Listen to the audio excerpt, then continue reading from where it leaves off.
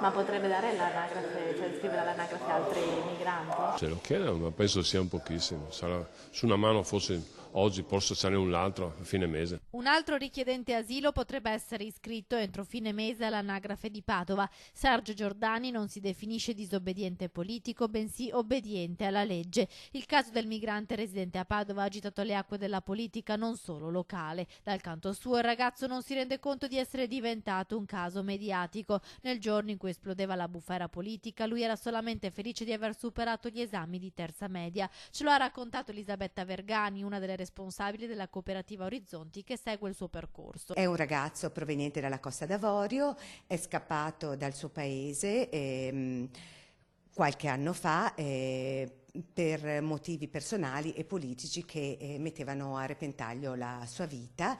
Ha avuto un percorso, diciamo, di migrazione e di fuga in Africa e poi è arrivato in Italia nel 2016. Prima un lungo periodo nel lab di Bagnoli di Sopra, la volontà di integrarsi, partecipando a corsi di italiano e a progetti di lavoro. Ha fatto il facchino per qualche tempo, poi l'arrivo a Padova quando l'ex base è stata chiusa e il nuovo impiego in un hotel di lusso a Venezia. Questo documento, che oltre ad avere un valore simbolico di riconoscimento di far parte di una comunità ed essere uno strumento per il comune anche di conoscenza di chi abita nella propria città, dove, come, cosa fa, da dove viene, per i ragazzi richiedenti asilo è un documento fondamentale anche per accedere a tutta una serie di servizi che sono importanti quando uno è integrato. Un percorso esemplare di integrazione, dicono dalla cooperativa. Non è una cosa che deve spaventare, fatto lui a Riva Lorda, la maggior parte ce l'ha già perché era un diritto che è stato correttamente, questo a detta degli giuristi, riconosciuto fino a